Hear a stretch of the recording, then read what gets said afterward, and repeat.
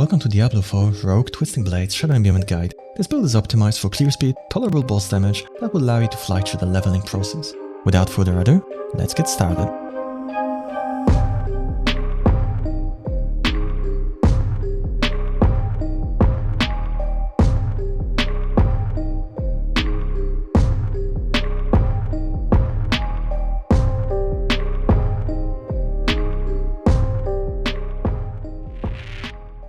We start our leveling process by putting a point into Invigorating Strike and then a point into Enhanced Invigorating Strike for the energy regen it provides. We then immediately point a point into Twisting Blades and then a point into Enhanced Twisting Blades for the 30% increased damage on return, which allows us to put a point into Advanced Twisting Blades for the CD reduction and another point into Twisting Blades for the extra damage. This unlocks Shadow Step, thanks to which we can max out our Twisting Blades right now to get it all the way to rank 5.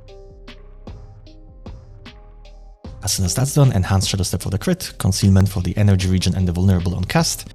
And this also will allow us to go back to Invigorating Strike and unlock a more sustainable way of applying vulnerable status once we're below 50% energy through the fundamental node. Once that's done, we'll put a point into Exploit passive node to use it as a travel node to get to Shadow Imbuement. We then travel all the way through the skill to get to the blended Shadow Imbuement, which allows us to apply vulnerable status to all of the mobs that we hit with the explosion. 1 point into Shadow Crash and 3 points into Consuming Shadows for the energy sustain, which will unlock Shadow Clone and allow us to mimic our spells and simultaneously have an 80% damage increase. This will be important later on when we get access to the Victimized Mastery node that will be able to create extra explosions while attacking vulnerable enemies. Moving forward, I will update this build as soon as an official Diablo 4 build planner comes out with a high-level variant available either before launch or soon after the game launches. Now let's move on to the build mechanics. The premise of the build is simple. We press our buttons and stab things, then try to chain the returning Twisting Blades to the next pack by shadow stepping to it. But let's get a little bit more in depth. This build is extremely energy hungry, requires high amounts of movement, vulnerable status to be maintained, and is very cooldown reliant. We solve this by utilizing the following. Twisting Blades as our core ability, main source of damage, trigger for the explosions, source of cooldown reset, and combined with the Blade Dancer's aspect, triggering our Twisting Blades to orbit us for a short while on return, creates a powerful tool that allows us to play akin to an auto-bomber in Path of Exile once we get rolling.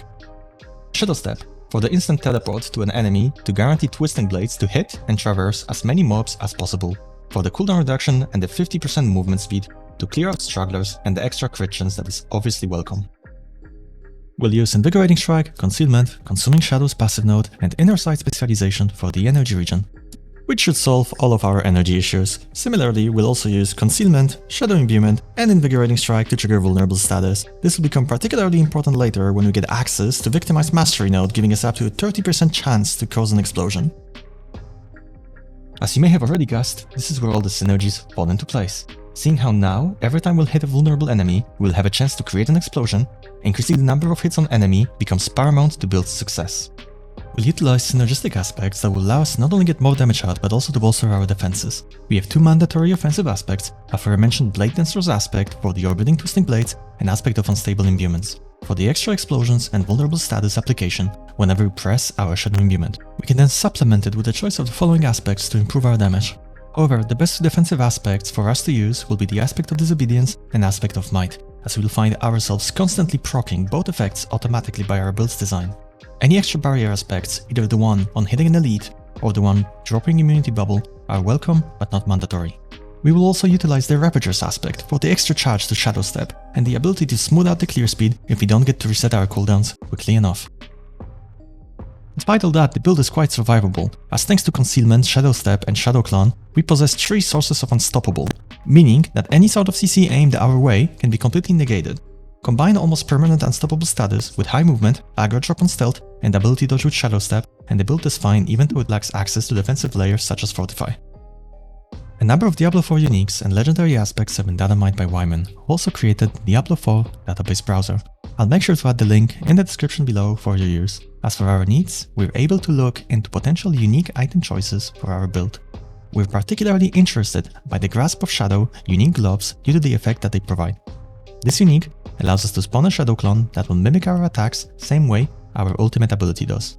Now, as I was unable to test this unique, it's entirely possible that we will not be using Shadow Clone.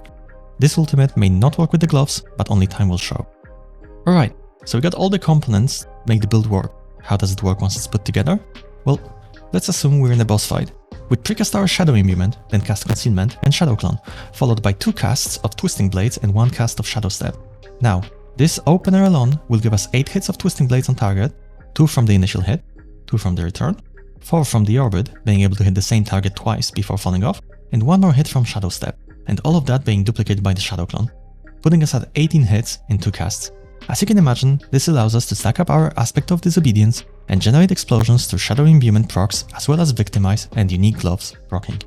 When you add all these components together, our single target becomes very respectable, without neglecting clear speed in the process or being forced to swap to a different setup to kill bosses efficiently. Nevertheless, if you're looking for a pure single target variant that melts bosses, the Poison single target variant may be the choice for you. So the primary difference between the two variants is that we'll be dropping Shadow Step to squeeze in Poison Trap and replacing Shadow Imbuement with Poison Imbuement. Using the Infiltrator's aspect, it allows us to drop 4 Poison Traps during stealth, which in turn increases the damage the target takes from percentage poisoning damage by up to 40%, assuming all Poison Traps hit the target. Given that Poison can stack and through our ability to apply a lot of hits, using the mixture of Poison Traps, Shadow Clone and Poison Imbuement, we're able to stack the poison extremely high, which will melt the health bar of anything standing in our way. As of the March Diablo 4 beta, this is undeniably the better single target option. However, as we do get more gear and levels, as well as confirmation on which data mined aspects will end up making it into the game in the state that they're found today, there's a decent chance that the Shadow Imbuement variant will be able to match the single target DPS of the Poison build. Once again, as soon as we will get access to more information, I'll update the build with new talent tree, itemization, and potential mechanics changes. Depending on which item slot you select for your aspects, the effects may vary in power. As such, we'll want to prioritize putting Blade Dancer's aspect on our ranged weapon for 100% effect increase and our aspect of unstable imbuments on our amulet 50% effect increase. After that, we want to use our one-handers and rings for offensive aspects primarily, but rings can also be used to supplement our defensive layers with either barriers or bubbles. Our boots will serve to hold the Ravager's aspect, and the remaining chest, legs and headpiece will be used for defensive aspects. Although an aspect exists that allows us to regen more energy whenever we left-click, I found it to be redundant, as its main use would be on single target, where inner focus is more than enough to solve any energy problems. Various rogue builds have been created throughout the beta by numerous experienced Diablo creators. However, I found this version to be the strongest and most consistent, as it seems to hit the mark in regards to solving the build's problems while also maintaining a solid balance between damage, defensives and mobility. This brings us to the end of this guide, and I hope you will find this useful, and I'll make sure to update the description and potentially the entire video with any changes we can expect at launch. If you enjoyed this content, don't forget to like and subscribe, as it helps to grow the channel. With that being said, Aranetius out.